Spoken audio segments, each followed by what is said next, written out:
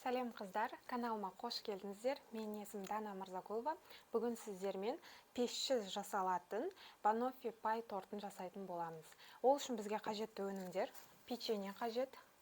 Одан кейін міне сливочное маслоны ертіп алдық.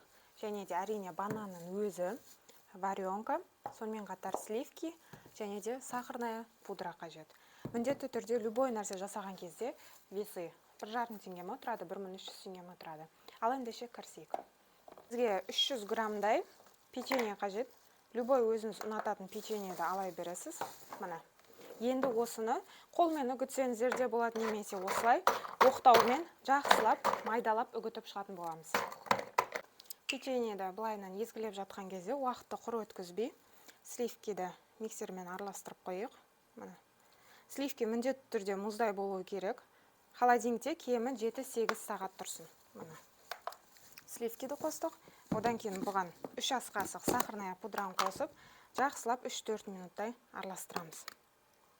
Печеньеді блендерге салсаңыздар да болады. Егер езіп, әуре болмайын десеңіздер, блендерге салсаңыздар да болады. Міне. Құр сливки мен сахарная пудра. Осын жақсылап 3-4 минуттай араластырамыз. Печеньемізді үгітіп алдық. Енді бұған сливочный маслоны қосып, жақсылап қасықпен араластырып шығамыз. Сливкиіміз де дайын болды. Қараңыздар. Сливкиді сахарная пудрамен араластырдық. Осындай болуы қажет. Все, осы кезде тоқтаймыз. Жақсылап араластырып алып, қолмен кішкене біріктірем. Барлық жер араласуы қажет.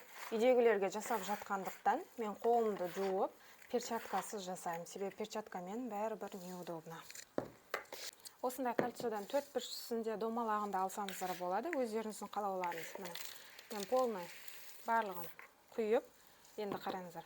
Қаттырақ үстінен былай қасықпен басып шығамын. Осының барлығын. Печеньеді қасықпен жақсылап басып шыққан соң, міне варенканы аласыздар да, варенканы полный жақсылап осыған жайып шығамын. Полный домалап тұр. Варенка жақып болған соң, 2 бананды алып, ішіне осылай турап саламыз. Міне, полный домалақ етіп турап салып шығамыз.